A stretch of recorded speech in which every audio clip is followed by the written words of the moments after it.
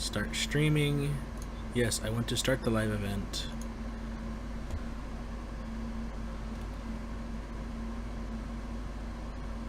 Studio mode.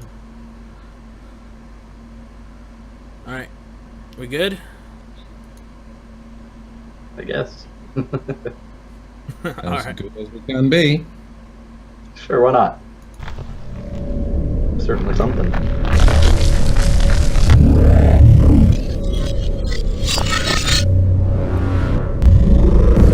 That intro, though. Yeah, I still need to get Mibu's. He had a better one. Oh yeah.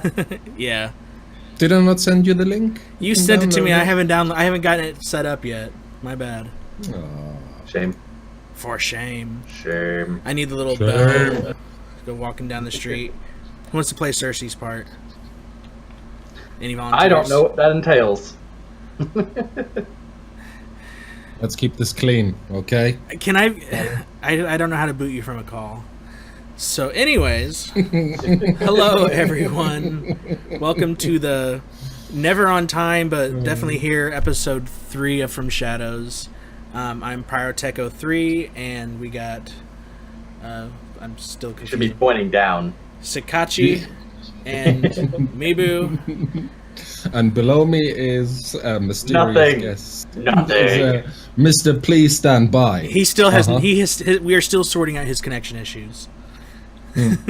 He's like somewhere where there's no internet available. He's doing it with smoke signals usually, but today there's no smoke. It takes a little while to do the translation to computer binary, but you know. We'll get there. Yeah, All we right. will get there. So, we were putting together the show for today, and we got to the topic because it's been definitely popular news with involving our, our hobby and our passion of this and everything. And it's been the big hot topic for YouTube this year is really what's going on with YouTube. You'll see that we get the state of the tube is what we're calling this, and it's covering multiple different topics. Really, that's all under this one umbrella of it. Anything you guys want to lead off with on this, or you want me to go ahead and just kind of do a... Go ahead. Bring us in. Go ahead. Yeah. All right. So, Start us off. kind of just a primer as to everything. 1 second.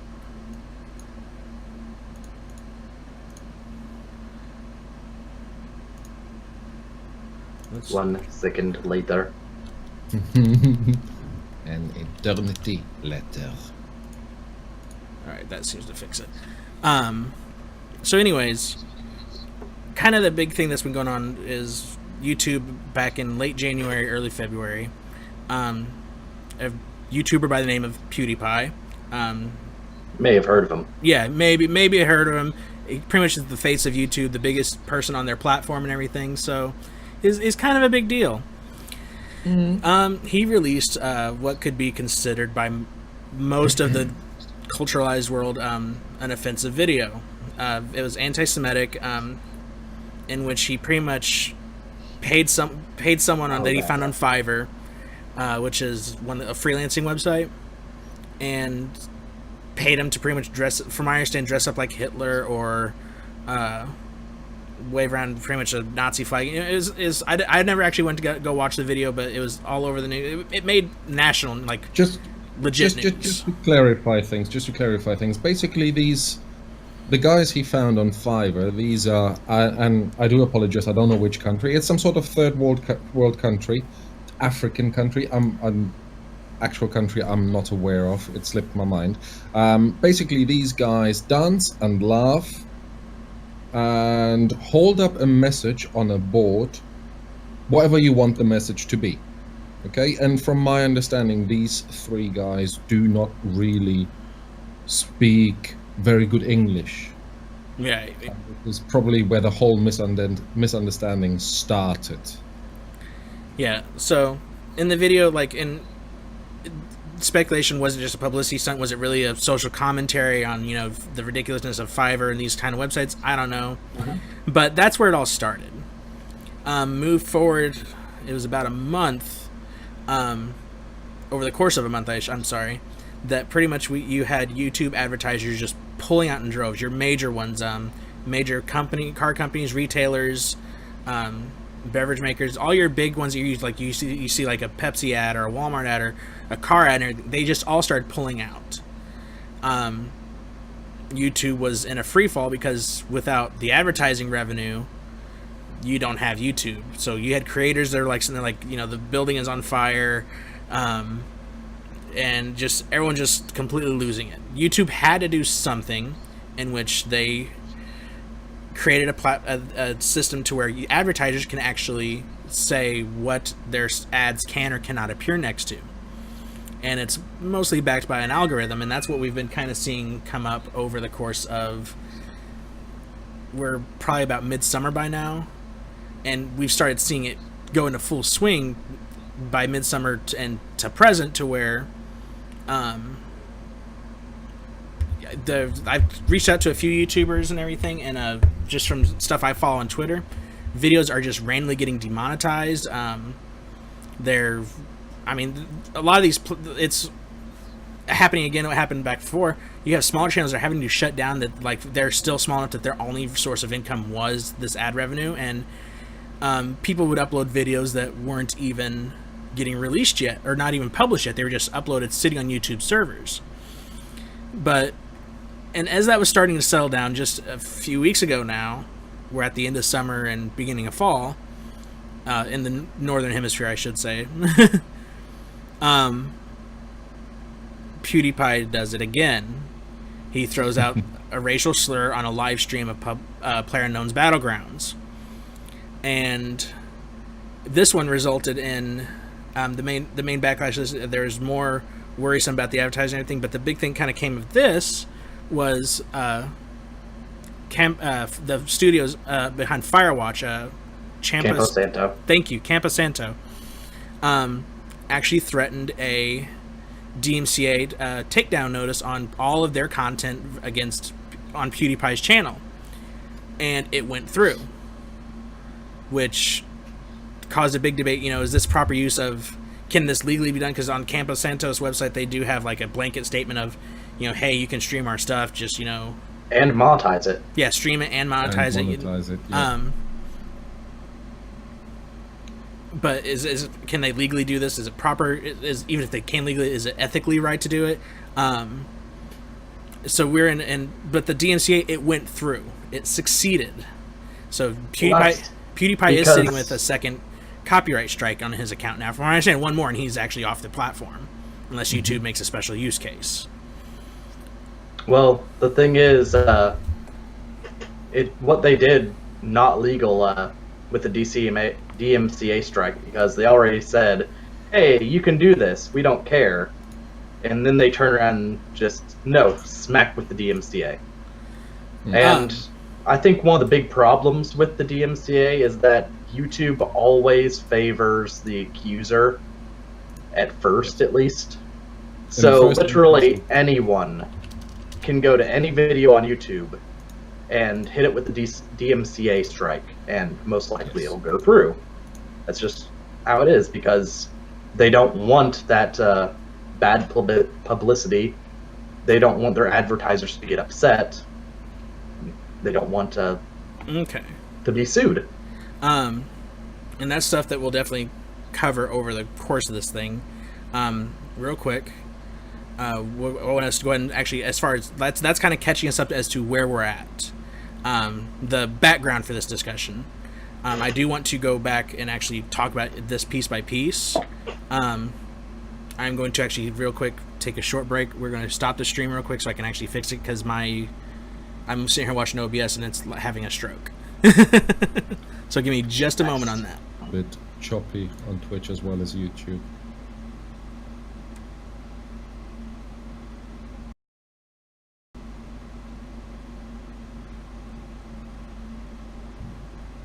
We'll see how that goes.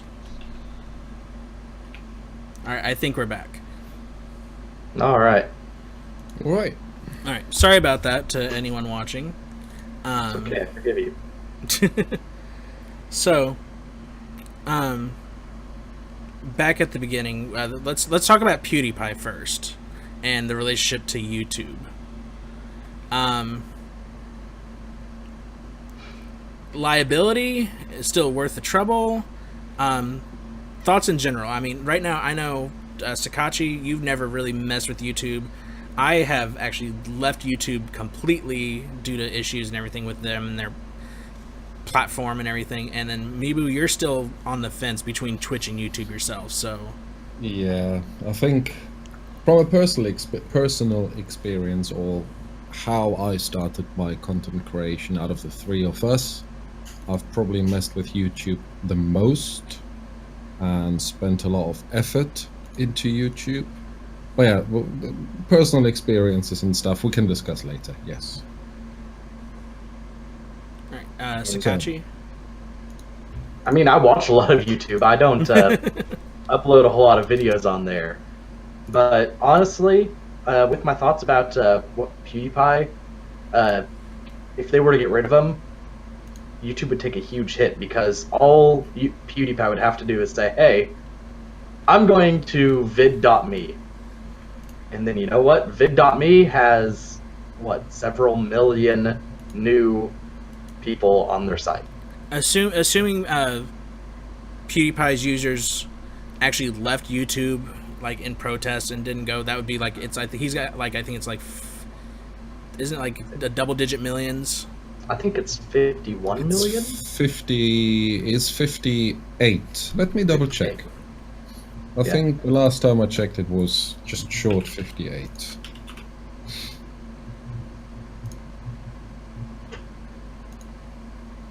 Yeah, 57,336,799. And I thought I was going to be overguessing it at being 48 mil. Nope. So Nope. that'd be the last big incident he had just after he hit 50. so his popularity. Oh, he's sorry, still the getting more second people. to last. He for him personally, he's probably at the point really that there is no such thing as bad publicity for him. I mean, No, not really. It can still hurt him really bad, as I we mean- have seen with Firewatch. I mean, even with that, like when his popularity seems to be just still going up. Yeah. Mm-hmm.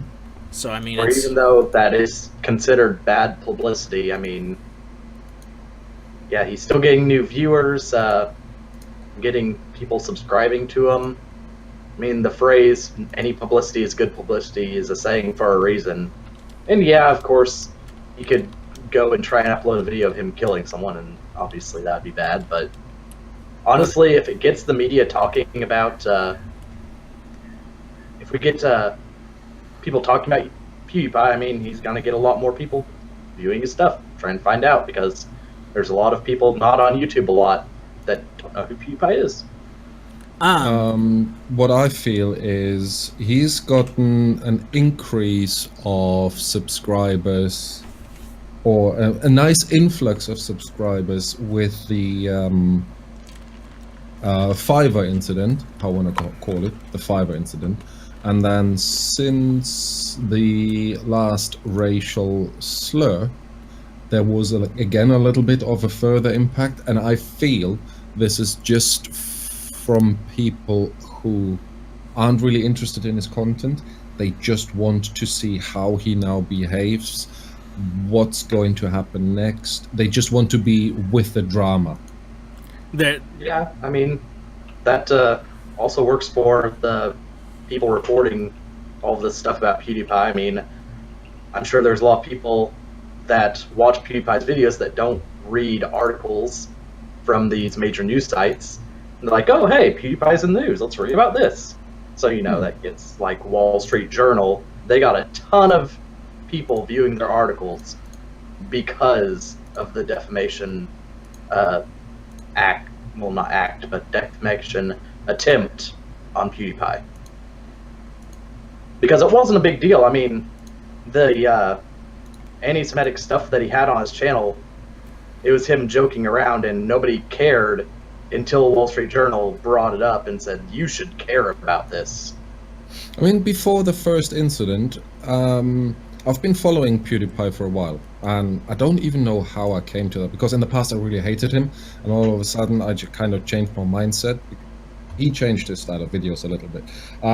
But what I've seen when he put out videos like his normal aggressive or provoking stuff, there were a few Nazi references, there were a few other racist references, and no one cared. No one did anything until, like you just said, Sicachi, until this Wall Street Journal incident, which I find a little bit, okay, he's been targeted once and all of a sudden these things matter where they didn't before. I find that a little bit weird. Yeah. Well, like, I think it's like so far, like the thing that you both touched on was the idea that pretty much most of the world didn't care until it got brought up, and that's actually, in my opinion, a big problem with YouTube. Like, you can get by with stuff. You got people that will get by with stuff forever until pretty much the wrong person ends up hearing it. And in this day and age, you can't fart without someone being offended. So I mean, yeah. But like overall, like I've never cared for PewDiePie's content. It's like to me it sounds like a 12-year-old screaming into a mic half the time. The stuff of his I have watched. So it's just not my taste, not my style. And you, Sicachi, you said about it'd be bad for YouTube and everything. I think really the situation that PewDiePie himself is putting YouTube into is it's a damned if you do, damned if you don't. Yeah, definitely. With the way that the way that things are going with that, and the recent thing, the DMCA takedown of his video. Luckily, that was very hands off for YouTube and everything. But the talk was, should PewDiePie be banned after the racial slurs and all that? And it's kind of a catch-22. If YouTube gets rid of him, that's immediately all those views, all those watchers and everything. Which there probably are a small percentage of that at least that just tune into him and don't ever come to YouTube for hardly anything else. That's gone. Yeah. But at the same time, if he stuck around and they just let him keep getting away with it, and you have advertisers keep pulling out, it's the same thing. That money is still gone. Yeah. Mm-hmm. So, I mean, what is YouTube to actually do in this situation? I mean, I think that YouTube should take a more neutral just stance in all of this, where it's, hey, we don't endorse this guy, but I mean, there's freedom of speech.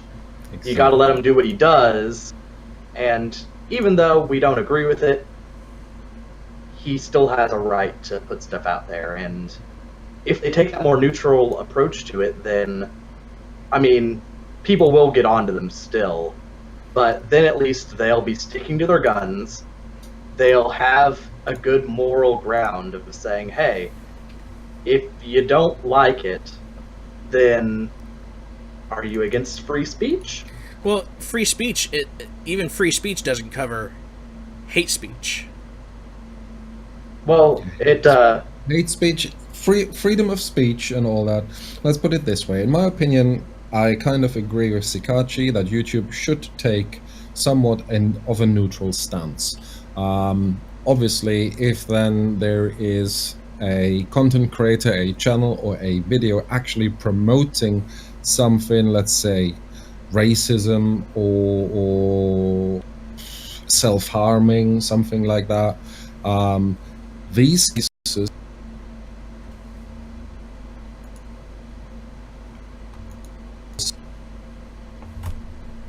I can kind of understand why they're doing certain moves, because in the end of the day they want to earn money as a business. But again, they're not doing themselves any favors by just brushing everything over one comb, or whatever the saying is right now, and saying, okay, whenever we find something LBGT, is that the actual phrase? LBGT? Well, there's a lot more Yes. letters at the end of it now, but yeah. Yeah. But for example, just as an example, LBGT, if that is kind of tagged in the SEOs and the title, or if it's discussed by any means, all of a sudden this video is instantly demonetized. Mhm. Yeah, and it might just be, for example, a self-aid video. Yeah, I personally, I have no experience with that, but I know people, and I know that for certain people it's easier to come out, and again, this is just an example, and some people are struggling with it. So in a way, this video might help a certain individual. So why demonetizing it? It's not something that hurts someone. We're in the 21st century these days, okay? If we were 1800s, boys or rich men having boys as toys, I do really apologize about this example, but that was the norm as well in those days. So yeah, YouTube taking a neutral stance, I think that is correct, and things should be taken case by case. If someone reports it as being offensive, as being promoting some self-harm, okay, then look into it. Until that happens, just leave it alone. The issue is that, yeah, they would rather take it as a case-by-case thing, but the problem is there's so many videos that they would have to devote so much money to have even a large group of people. They would need a large group of people, rather, to go through these videos and realize, okay, this one's okay, this one's not okay. So it saves them a lot of money to do just their algorithm thing, where it'll just say, okay, this isn't good, this isn't good, this isn't good, and obviously we're facing the issues of that now. But and that's YouTube company, they want to make money, and that's probably a good thing. Go ahead. Yeah, Mibu. sorry. Okay. Go ahead. Apparently, after the Fiverr incident, I've seen so many videos and articles and statements that apparently YouTube had a team of hundreds and hundreds of people going through individual people. YouTube actually said, okay, instead of algorithm, we now have devoted people going through videos. Yeah, they're searching for certain titles and they go through certain videos. They weren't watching the whole video, just skipping through. Yeah, and then either flagging it or just leaving it alone. Now, apparently, everything has rolled back to a certain algorithm. So I personally don't know what to believe anymore. Now, I was going to say this. This makes a good point to segue into the next thing, because we are already kind of talking about it. What's referred to as the actual adpocalypse itself, leading up to what we're going through now with the random demonetizations. Right after, like you said, right after the Fiverr incident, we did have manual review. Like, they actually hired a team while they reworked their algorithms or designed a new one to handle this demonetization thing for the advertisers. So that's why for a while, yeah, they actually had a team dedicated that their job was to sit at a computer all day and search for the N-word, search for rape, search for, all whatever your little buzz tag violent words this, are. that, and the other. But this is gonna get demonetized as well. We can't be monetized anyways. Aha! I know. I just put this out there because of all these tags now that we've thrown in. We said suicide, LBGT. We said racism. We said PewDiePie. We said PewDiePie. So that's a copyright strike already. Yeah, PewDiePie is its own racist slur now, so you can't say that. Sorry. But so no, like, whenever they first started out, yeah, we had the manual review thing, and a lot of people, they thought that was going to be the new thing, but everyone missed the subtext to it, and like, we're doing this while we figure out the new system, because it's not sustainable to just to literally hire a team that is their job. Yeah. And once they turned on this, fuzzy math, that's when everyone's like I mentioned, like they're getting demonetized just at random. Like someone actually one user I follow on Twitter, he commented that like he had a intro video, a 6-second intro video that was unlisted, so that way he could use that to copy at the beginning of his videos within the YouTube editor and everything. It got demonetized. It had been on there for 3 years. He's already not making money off the unlisted video, And but still, it's just kind of a. And another common complaint I keep hearing about is this algorithm is flagging stuff like within the first few hours of it being uploaded. And YouTube, just the nature of the system, your lifespan of a video is at its peak within the first 24 to 48 hours. After that, you start falling. It's a very steep decline on how quickly you fall out of search, out of relevancy with it and everything. That's always the need to create content on YouTube. So, on that regards, the algorithms we kind of been talking about already. People aren't really, they're missing the idea that it's a work in progress. You may be getting demonetized or anything. Make sure you're appealing those, because that's how the thing learns.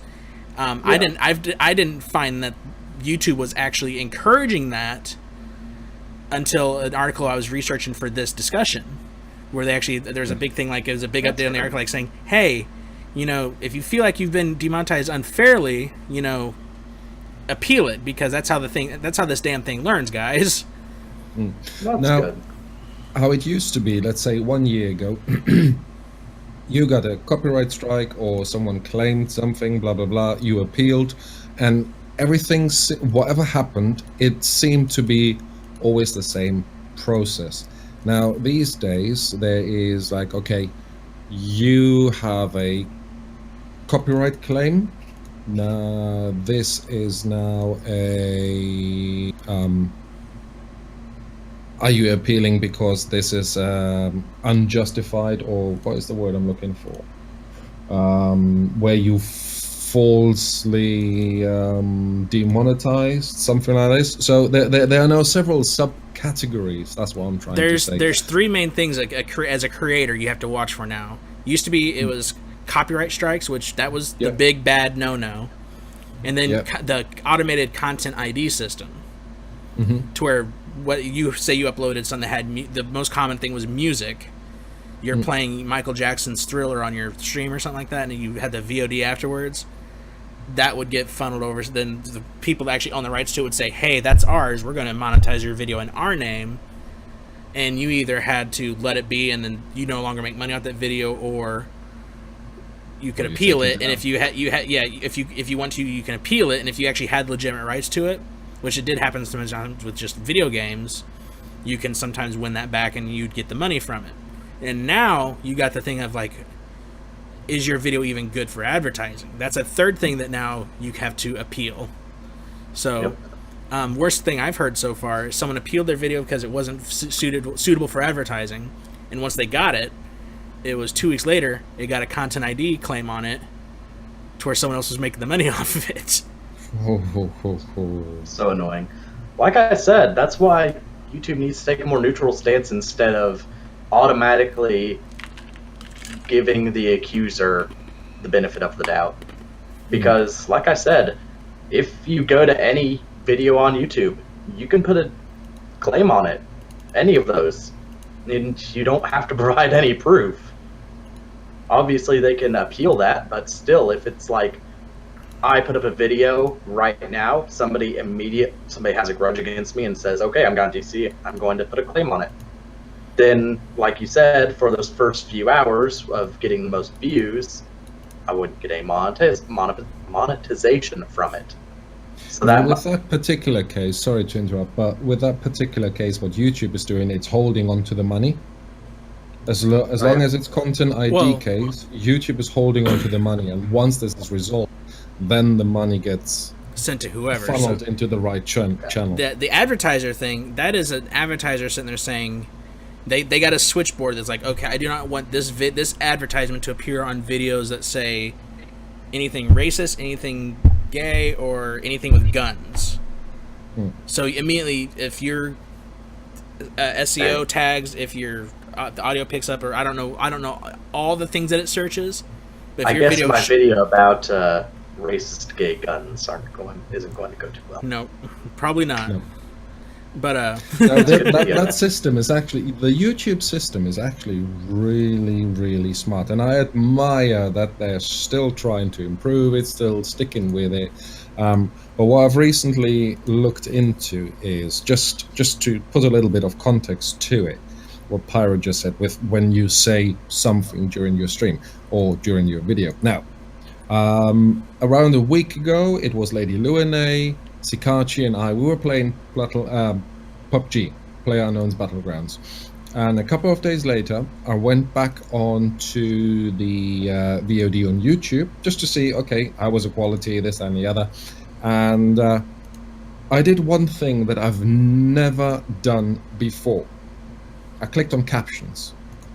And bear in mind that we're talking about 3 different, complete different accents, South African, God. American, and German. The system, the subtitles were almost flawless. It was amazing. If you, for example, I totally thought that was going a different direction. Yeah, me too. No. Like I'm saying, I'm admiring it. I'm absolutely admiring it, how smart this system actually can be if used right. But what I'm trying to say is what Pyro said. The algorithm, the system can pick up a word super easy. And then if an advertiser says, okay, let's say I'm Coca-Cola, I don't want anything that promotes guns. Now, if you're playing PUBG, for example, the nature is killing and guns. Oh, I need to find guns and ammunition. Well, you are already kind of screwed just by playing that game.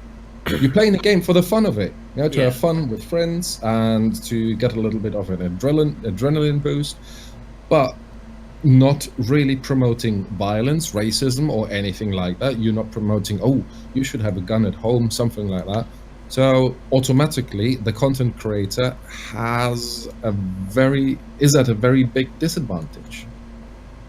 Yeah, and like YouTube has sat there and said, like, they have at least acknowledged, like, gamers in the gaming content creation community and everything. They are very very adversely affected by all this because of the nature, like what you're just talking about. And another thing that's kind of like just how simple it is that you can suddenly be not suitable for advertisement. Not suitable for, you have like 2 levels of, there's not suitable for any and not suitable for some.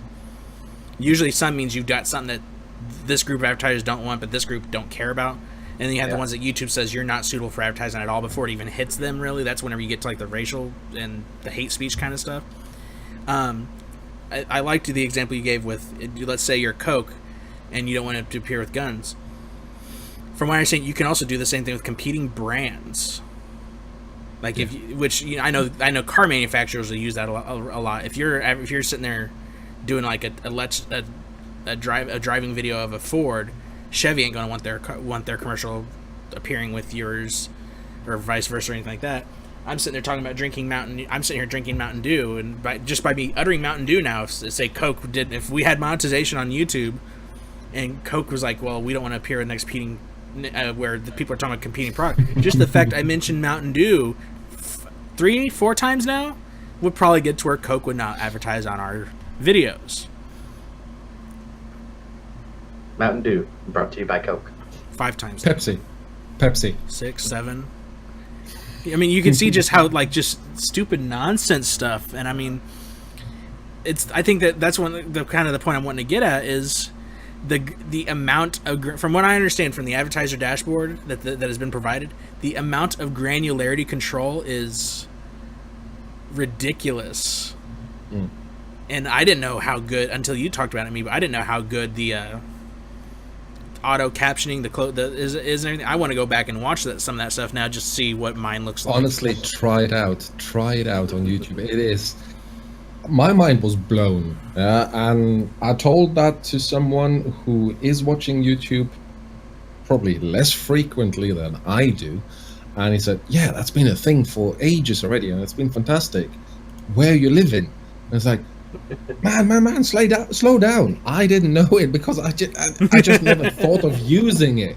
Yeah. Like, I can hear just fine, so I don't need to use it. Mm-hmm. Yeah, I just clicked on it out of curiosity, and man, it's fascinating. It got a few words wrong, yeah, but it's still better than Google Translate. I don't know how that's any possible. YouTube, Same Google, company. kind of. Exactly, same company. So hey, do something. All right. Where do we want to go next with this then?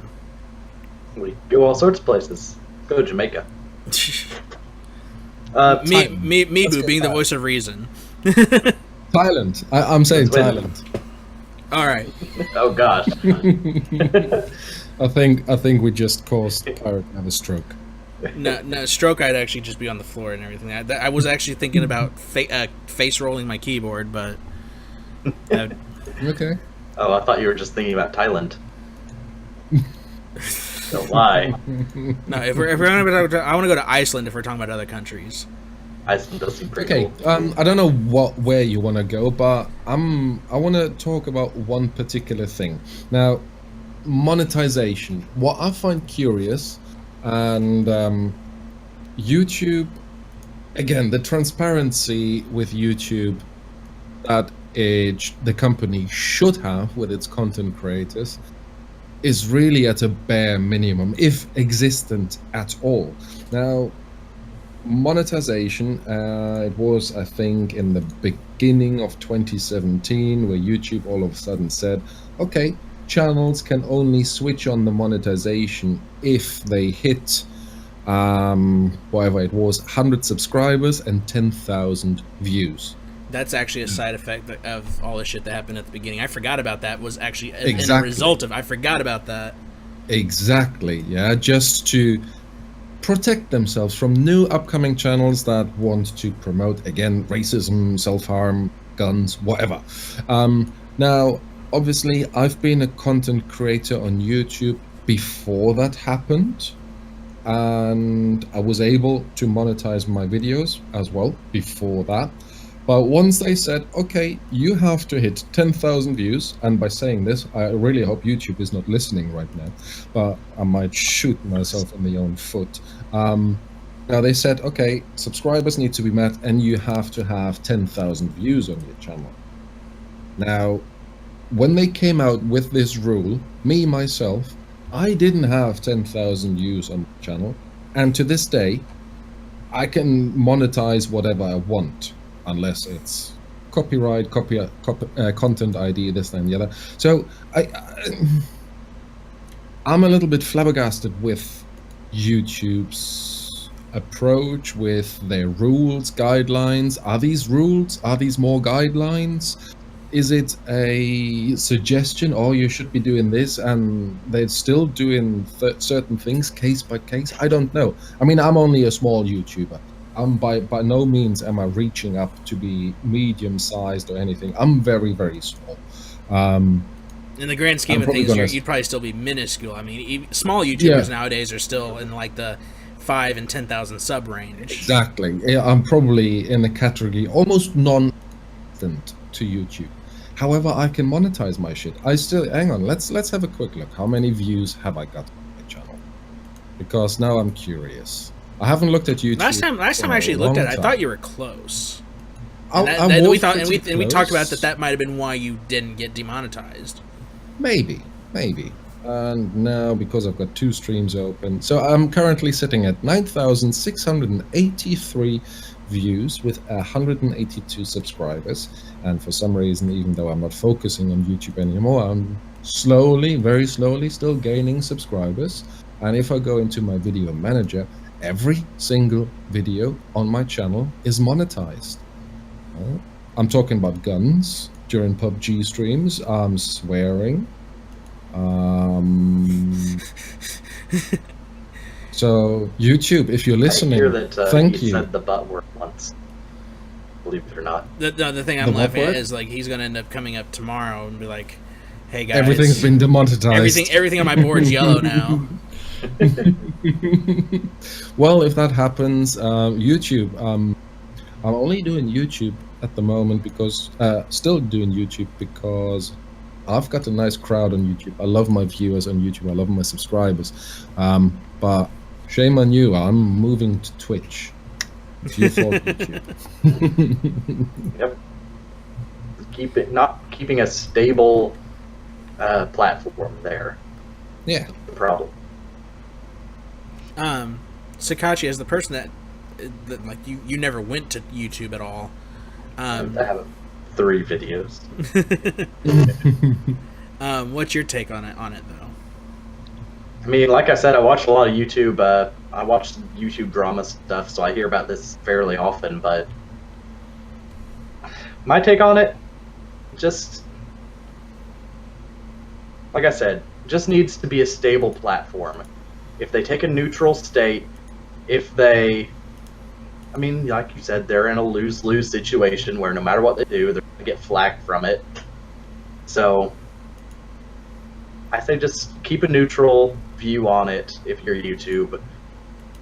Keep people monetized as much as you can, and actually they should, whenever anyone tries to do a claim, they should have to provide some sort of proof, like, oh, this specific part in the video is the issue with it.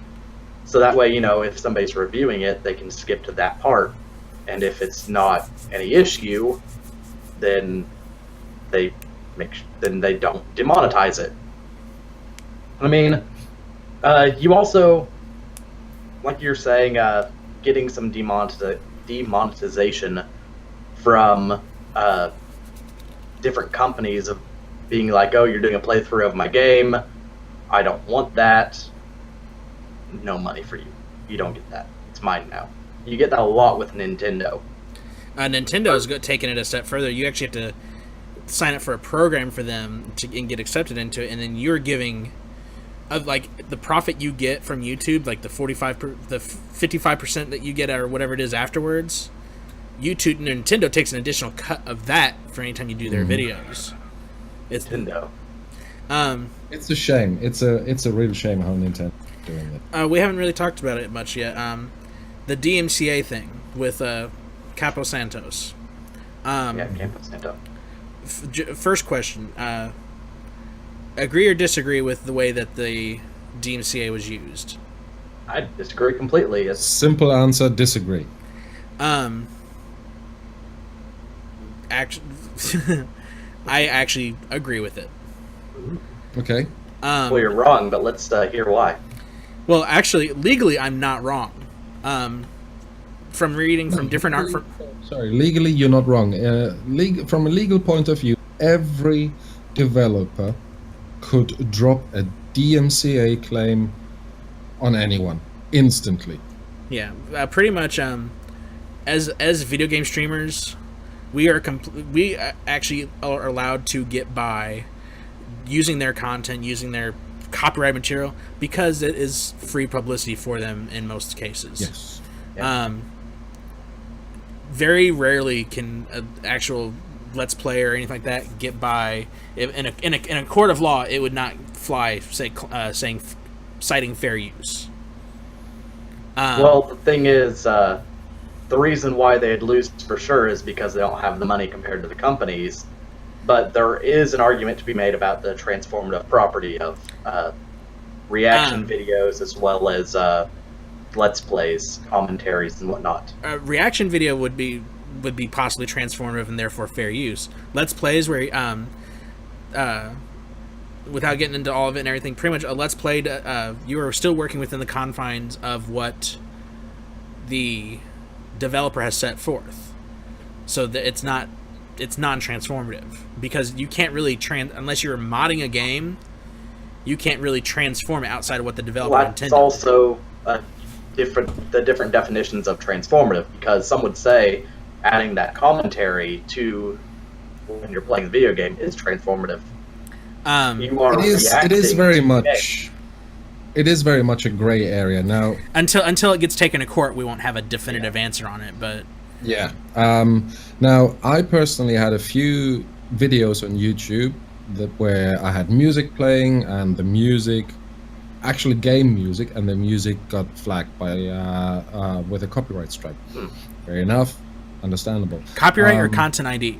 Content ID. Content ID. I do apologize. Now, I did a Let's Play with Noise together, a game called Ib and Ob, and I had my face showing, we did commentary, and the music was only game music, which is generic, like almost MIDI, M-I-D-I music from the 90s. I got a content ID, and as I usually do, I tried to contest it, and never got anywhere with it. Now, with other games where there was music in the game and I had face showing, I had my own commentary, this, that, and the other, I got a content ID claim, contested it, it went through fine, I got my video, my monetization back. With Ibn Op, never happened. So I believe, again, nothing is in writing anywhere, but I believe, again, this is case by case, depending on the developer. Yeah, content ID, pretty much like someone has for content ID to work, like you have two different dashboards. You have the dashboard for managing the DMCA stuff and everything that you can upload, stuff that you had that is original works and everything, and it's very limited on the automatic identifying system of it. Most of that does take an actual person on one side intervening and putting it through. There's very little, if any, automation to the copyright stuff. Content ID, if you get access to the dashboard for it, you upload a piece of your audio or a piece of your video, whatever is your original work, and YouTube just scans through this system on every new video that gets uploaded and tries to identify your bit to this bit. If they match close enough within a certain degree of accuracy, it flags it. It takes no human being involved once the person with the copyright holder uploads their music or their video, whatever it is, and beyond that, there's no interaction until you as a YouTuber gets a content ID claim and decides to appeal it. And at that point in time, it gets sent back to the developer like, hey, are you going to contest this? And if they choose to contest it, then it stands, and at which point you as the YouTuber have to decide, am I going to take it to court or am I going to let it fly? I'm going to let it fly. I don't have the money to go to court. Yeah. So, but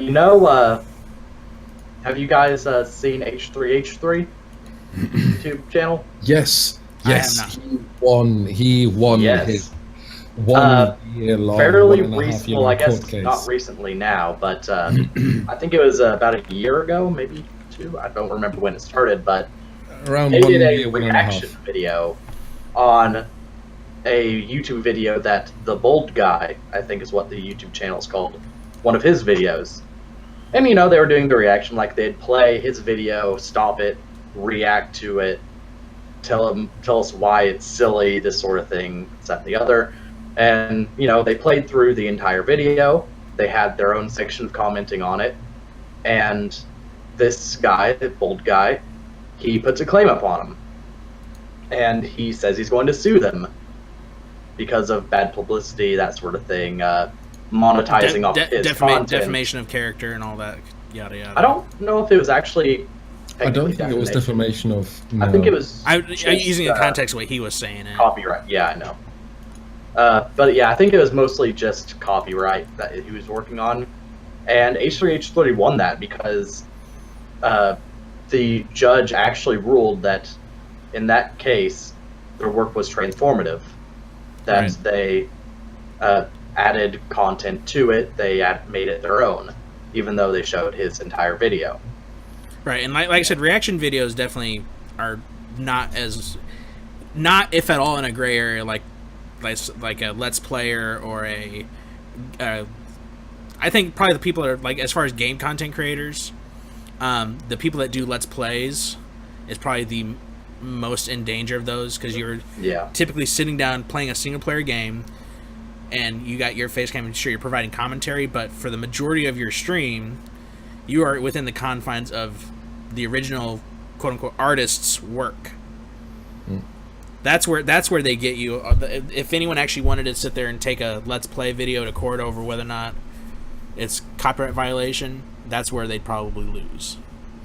That's where it'd be the hardest to get by with. I still stand with the fact that it is transformative, that you're adding your own commentary, even though you're playing within their bounds. I mean, like with the H3 Bolt Guy video, they could only watch his videos, like they're working within the confines of only the stuff that was in his videos. And how they reacted to it was purely their own reaction. Yes. Obviously, they could go out and start talking about things that aren't in the video, but that wouldn't make sense. Just like if you're playing a video game and you're reacting to the video game, you could start talking about your own personal life experiences about something that's completely unrelated. But then that's not especially interesting. Oh, it can be interesting, but that's what we do all the time when we're streaming. the big catch point is on transformative or not, is how much of the new work is transformative from the original. Yeah. On a reaction video, you can easily, I'd say, hit a 50-50 split, if not more so, where it's more transformative than it isn't. But when you're doing a Let's Play, easily, probably, for the majority of a video, and when you're doing a Let's Play video, is going to be, I'd say, always in the 70 to 80% ranges of the original content which you are playing. You can only do so much transformation with putting your face cam on and commentary. True. So, yeah. Kind of to get back on topic, the DMCA thing. Like we've already talked about, like Sicachi, maybe disagree with it. I don't like it, but I agree with it. In that a company should have a right to protect their works, especially if it's. The reason why I disagree with it, I'll give you that. You are right in that any game developer could issue a DMCA strike and it would go through. But the thing is, Campo Santo put up on their Firewatch webpage thing that anyone can stream this video, anyone can play this game and monetize it and make videos of it. And that statement alone on the website is not legally binding. If you actually want to have legal protection from, say, getting a copyright strike, you have to get a contractual agreement between you and the company. Because a lot of people talked about the legally binding, in my opinion. Ethical. I'm fairly sure. Yeah, I'm fairly sure Sicachi will think fairly similar. It's more like, how do the developers now stand in the eyes of the community who supported the developers so far, who love the game, and Campo Santo has said, yeah, feel free, use it, stream it, make videos, have fun with it. It is free publicity for us. And all of a sudden, they turn around, no, you cannot do this. This is a big slap in the face of the community. Not only PewDiePie, it's a big freaking slap in the face of the community. Yeah. And what is going to happen next?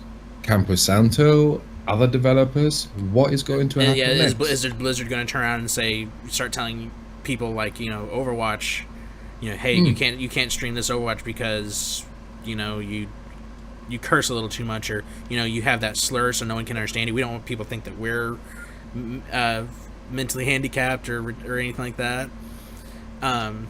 It's a slippery slope.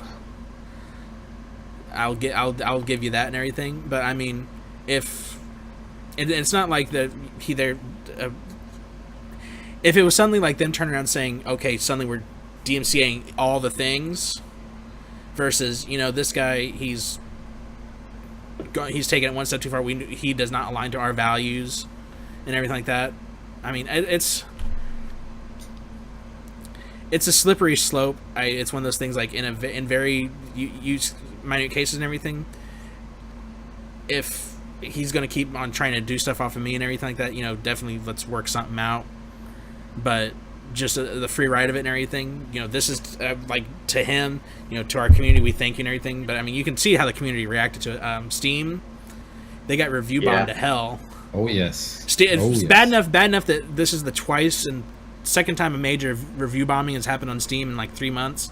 Valve is actually redesigning their user interface to be able to give histographs on reviews for a title.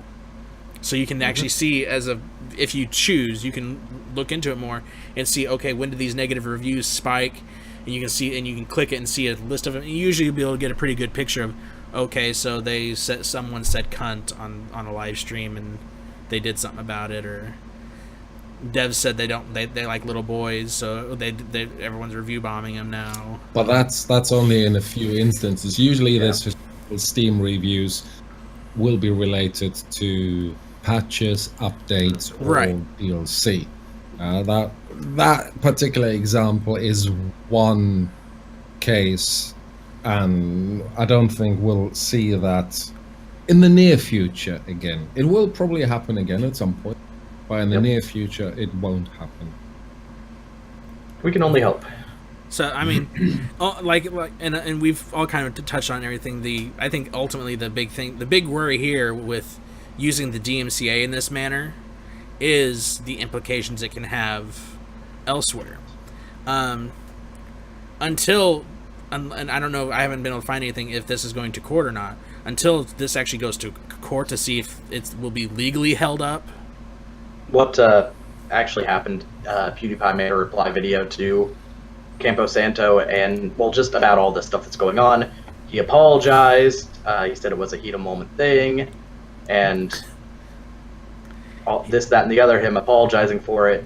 And he said that as far as the DCMA strike on his Firewatch video, he's just gonna let it slide. He's not gonna do anything about it. So we won't see it go to court. No. So that's gonna be the ultimate thing. Like there's no legal precedent yet. Yeah. And until it goes to court and someone wins, we don't know what this kind of stuff will do in the future. And it's funny you talk about that reaction video, because it was 2 days, I believe, after that that apology video was made. He about said the N-word again on a live stream in the same game, and he's like, "Oh, you little about did it again." No! This is family friendly. This and the other. Ultimately, I'm sorry. I'm of the opinion that hang on. I need to add something to this, and I'm terribly sorry, Pirate. No, go. So we know of 2 instances that PewDiePie did this now. A couple of days before his first slur, have a guess what he did actually on his channel. Oh, whatever was it? And this has been done a million times beforehand. A couple of days before his first racial slur, he actually did a video, live stream fails, and he goes on about people who do. No, it was actually the day after this stuff happened. Was it the day after? Yeah. It's around the same time. Yeah. So, oh my God, part of me is really thinking that the whole thing is a publicity move. I'd agree with that. There is a big part of me thinking this. Because after the first incident, which cost him a huge contract with Disney, Maker Studio, Disney, yes. I think he saw a big boost in viewers and this and that. Obviously, he couldn't monetize his stuff. Therefore, he started using super chat and subscriptions and all sorts of donations, and he's getting huge money. I'm telling you, I've seen it. But yeah, to him, I think it's just a publicity game right now, or at least a part of me is thinking that. I think it's more publicity than anything. He's trying to be not necessarily like intentionally, like, okay, I need to go out and do something stupid to get my name out there, but it's definitely I need to be edgy and cool and get in people's mouths again, not in an inappropriate way, but yeah. Or maybe he is thinking that. I don't know, but I mean, like, he pretty much, like, in his own words, he said that he was just trying to think of. Supposedly he was frustrated and wanted to think of it was just wanting to say like the most offensive thing he could, and he throws out the N-word. I mean, I'm sorry, like, saying it just slipped is, in my opinion, bullshit. Because if it's if it's not in your normal everyday vocabulary, it don't just slip. No, like for me, I try to clean up you guys have both been on stream with me. My normal streams, I do curse. I tried to clean it up. I try to clean it up a little bit and everything. But yes, it does slip because that is part of my everyday vocabulary. Yeah. But I'm not going to accidentally throw out, the N-word, or I'm not going to for black people. I'm not going to throw out the K word for Jewish people. At the S word for Mexicans and everything. I'm sure people that actually know these words can figure it out just fine with it, but I'm not going to sit there and just accidentally slip these because it's not part of my everyday vocabulary. I completely agree with you. I mean, Sicachi, both of you can probably stand behind me. I do curse myself, not a lot, but I do curse, and again, in the heat of the moment, things happen. But N-word or something similar to this? No, exactly like you just said, Pyro. It's not part of my everyday vocabulary, therefore it wouldn't just slip. And we got Sicachi over here. Like, I think whenever he gets all angry and frustrated and would normally curse, instead puns slip out. No, that's for any emotion. But how I view it, even if it didn't just slip out like he said in his video, he just wanted to say the most awful thing he could, and so he said that. I mean, okay. So, he wasn't using it in a way that was hateful in the way that the word is thought to be. It's like, it's hard to think of a good, can't even think of any words right now. It's hard to think of it in a way. Yeah, go on. It's hard to think of anything equivalent to it in any other way, but the thing is, he wasn't using it to be racist. He used a word that is canonically considered to be racist, but in a way that he wasn't being racist. It's a bad word. It is a bad word, and it carries a lot of history. That's the problem. Yeah. And another thing is, he's where is he from? Sweden? Not the United States, nonetheless. Sweden. That's what it is, yeah. Swede. Yeah, so English isn't his first language, I can assume. So it doesn't. You're not really about ready to give him that out, are you? Oh, bad English. No, I'm sure. Whether no matter what you speak, if you have the intelligence of at least a 12-year-old, I would say, can understand and know the connotation and the context of what something like the N-word is. Because that is so ingrained into our humanity of it. Like anywhere you go, whether it's in Japan, China, Russia, Africa, America, anywhere you go, I bet you can sit there and say the N-word, and people will know the connotation of it just because of the world history of it. I don't think so. I think that's a fairly English-speaking thing. English-speaking, yes, but I mean it's one of those things that has weight. I'd say it's right up there with music being a universal language. You can sit there and say the N-word and have people understand what you mean. Just like if someone listened to one of Beethoven's symphony, they can understand the emotion behind it. I'd have to disagree with you there. I mean, if you go to China and say the N-word, I don't think people are going to automatically know what you're talking about. If they understand enough English, offended. If they understand enough English, might not be offended. Yes. Now, I'm probably in the middle ground between the two of you.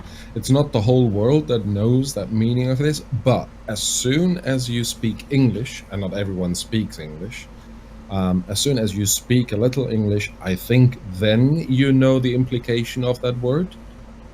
Yeah. It's right there. And then it doesn't take a to figure it out that this is a bad Yeah. word. This is a real bad word, because there's media, TV, movies, music, where this word is being discussed. Again, in the media, it can be used, and everything is okay. So again, a little bit of a catch-22. But what I'm trying to say is, as soon as someone knows a little English, I think it doesn't even require an IQ of a 12-year-old. I'm more leaning towards maybe the IQ of a slice of bread should be enough to know that that word is bad. But you must speak English. I was gonna say, like, Yeah. You the must. easier That thing probably comes Yeah, across. I can give you that. the easier thing would be Since like, he does speak English, he knows the history of the word, obviously. Yeah. But the thing is, because he didn't grow up, I'm assuming he didn't grow up hearing about how it's so awful so often, that it doesn't carry that sort of weight. I mean, I didn't grow up with this word at all. And where I grew up in Germany, yes, we have racism. I don't want to say we don't. And we have a terrible history regarding racism as well. I do. I think everyone knows I that. do want to But- ask that real quick. Yeah. I alluded to it earlier. The word kike, it's usually used to reference Jews. It was The popular. word, sorry. Kike. I've never heard You've this never word heard that myself. one. No. I'm going to double check this one that I've got the right word. And you see, that's another thing. That's an awful racist. Yeah. We're assuming racist If you word. if you Google kike, Kike, it comes up a Jewish person, usually used in a slanderous manner. Okay. I learned it because of movies that especially that revolved around World War II. So my question was going to be, is this something that is common in Germany? Like it's a slanderous word that isn't really it's frowned upon nowadays. Like back in our early eras of the United States, the N-word nigger was commonly used, obviously because of the relationship. You had whites that were slave owners, blacks that were slaves, and as that changed, the word still exists. It's still in our lexicon, our lexicon and everything, but it's got swaths of different things. Back in World War II era, you would have in Germany, from my understanding of the history of the word and everything, and even some people that weren't German that just used it just kind of like how people just throw out the N-word nowadays. They would sit there and say, that kike or whatever like that. It was never used in a good way. It was always used in the equivalent of a white person calling a black person the N-word.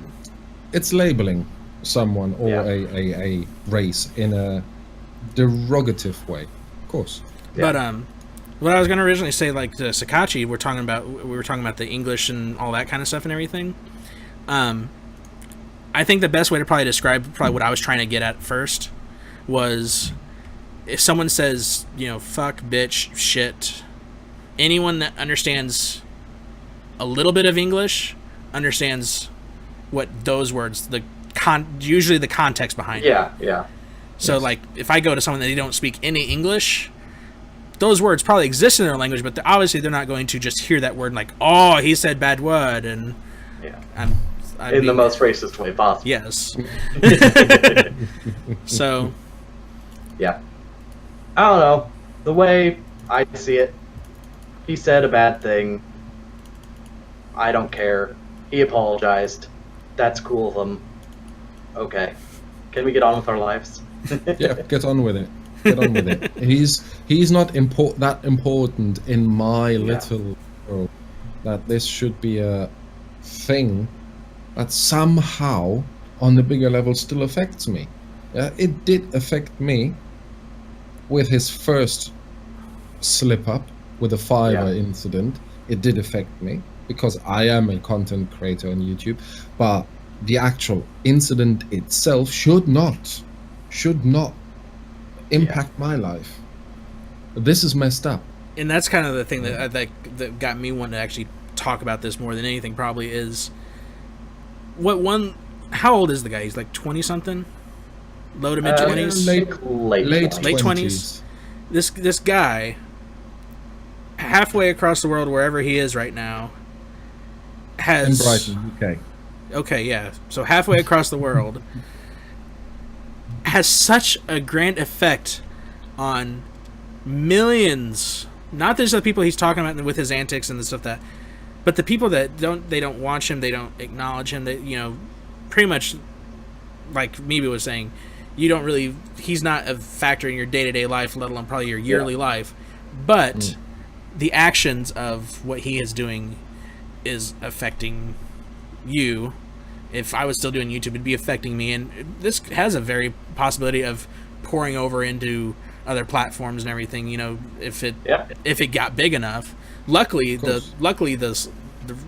slander thing of the N-word and everything, that didn't blow up like the Fiverr incident did. But just and this goes back to, I think, Sicachi, you talking about YouTube needs to be more neutral. YouTube has put so much stock in this guy. This guy does one more major fuck up. What's going to happen to YouTube? Yeah. I think from a business point of view, or as a business, they need, just to send the right message, they need to stick with their T&Cs. If he gets another strike, they've got to get rid of him. That's just how I feel they should act as a business. Yeah. On their own terms and conditions, yeah. Just, again, to send the right message. If it was for my personal thinking, on an emotional level, I would say let it slide, because I kind of like the guy these days. I didn't in the past when he was at like 40 subscribers, because like you said, he was just screaming into a microphone. He has developed, and I think he is now at a point where... not developed, he has evolved, where he is at a point where I can watch him and I'm kind of amused by what he does with his videos. I don't like his live streams because they are just same. But yeah, let him just do what he does, as long as he doesn't hurt someone. This is my emotional feeling. Business, professional feeling, YouTube, if there is another thing happening, get rid of him. Just to send the right message as a business. And I think the business point in this scenario should win. Yeah. Go ahead, Scott.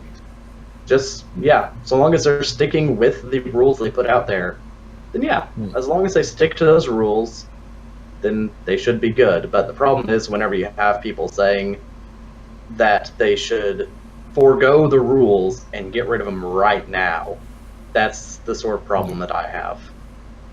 Like, they put out the rules. Anyone who joins YouTube at least has a vague idea of the whenever they create their YouTube channel. And if they don't, then by their second strike, they'll know. Or at least I'm curious. I'm curious because it's not public knowledge on anyone that does content creation on YouTube. I'm wondering what his community guidelines count looks like right now. If you go to YouTube dashboard, you have your copyright, your legal stuff and everything, and then you have the community thing, like how, pretty much how often you're getting reported. I can't remember. I want to say it's community guidelines score or something like that. I wonder because like if you get to a point where that zeroes out in their terms of service, they have a grounds to ban you or do all sorts of different stuff to you. Pretty much if you're being just a douchebag of a person.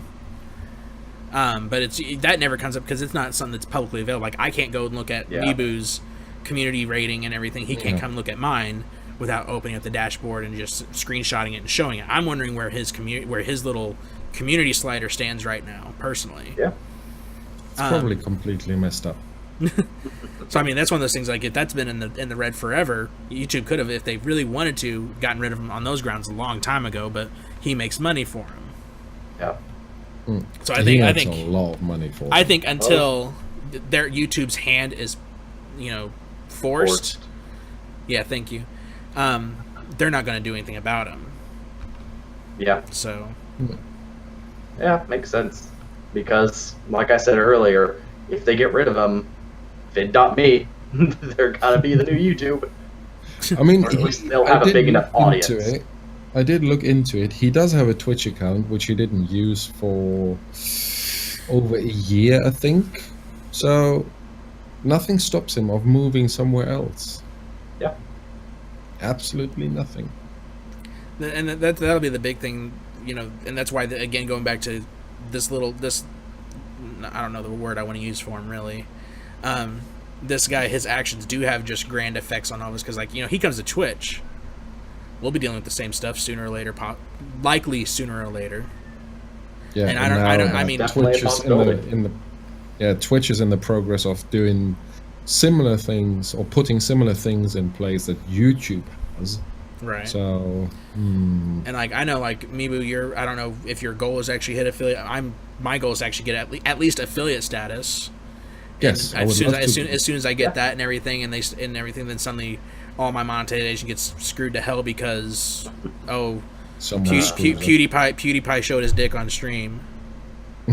Well, who hasn't? I mean, let's be honest here. I haven't shown my dick on stream. You're in the minority. Honestly, you should just get off Twitch right now. Sicachi. I'm sorry. I'm so sorry that I'm disappointing you, Sicachi. Oh, Debbie, not either? No. Nope. Oh, wow. Shame. Shame on both of you. I know, you would really feel bad. want to see it, I know. So, anything else that we've really missed, or any closing thought, or do we want to go on to closing thoughts on this? Yeah. We could keep talking about this and touch different topics like we have forever. Yeah, I think that we've kind of talked the subject into the ground. Area.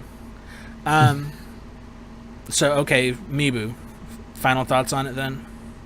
Well, final thoughts. Anything about the state of the tube? Well, personally, until YouTube cleans their act up and gets things straight, as in being transparent with their content creators and being a little bit nicer to smaller content creators, I think I'm gonna not focus on YouTube, and it's their own fault, and they're probably missing out. Me, being a small YouTuber and almost non-existent YouTuber, but there's a lot of awesome people, and Sicachi and I are playing with one person which I see a lot of potential in on a regular basis. I think if YouTube keeps screwing it up, they just scare good potential people away, and that's just going to cost them a lot of revenue. It's going to cost them a lot of good reputation, and as we said several times during this podcast now, there are other platforms where content creators can go for streaming, for creating videos. It's just YouTube was there first, they're well known, but it doesn't mean that they're the only one. Alright, Sicachi, how about you? Finishing thoughts. People are gonna say shitty things, and it's kind of whatever. You don't have to watch them if you don't like them saying shitty things. It's the internet, after all. Yeah, it's the internet. You're gonna get shitty things wherever you go, no matter who you are. So you know what? Just get over it. Get a little bit thicker skin if you can't stand seeing bad words or hearing bad words if you're going to be on the internet. Because there's certainly a church down the road where you're not going to hear stuff like that. So, yeah, live and let live. If anyone wants to sponsor me, go ahead. Yeah, exactly. Coca-Cola, Mountain Dew, Pepsi, Chevy, Ford. You're all welcome to sponsor me. Yeah, I'm fat, so I'll take McDonald's. I'll take a McDonald's sponsorship or a Krispy Kreme. That sick Wendy's sponsorship. For me, I think it's a sad state to where two things that kind of make me really just like want to face roll my keyboard and everything. We live in an age to where literally everyone has got a stick shoved so far up their ass that the slightest thing is getting people triggered and like. Hey, remember back when Mel Brooks made movies and he said the N-word a lot and people generally didn't care? Good times. But I mean, it's a sad state of the world that we live in with that, which it's the world sucks right now. So the fact that when I go online to do my hobby, that I have that shit pouring into it because one man has such an influence on it that sooner or later, well, as a content creator, you'll feel it sooner or later. If he stays with YouTube, you're going to feel anything that this one guy does. If he goes over to Vimeo, vid.me, Twitch, vid.me, check it out. Hitbox, Mixer, whatever, they're going to end up feeling his shenanigans and everything. Really, there's other... even if you wanted to go with big YouTubers, like Total Biscuit, Markiplier, there's shit tons of just... They're already big YouTubers. YouTube needs to get off this guy's horse while there's time to do so before we hit a point of... okay, we're going to make a decision that is going to screw us no matter which way we go.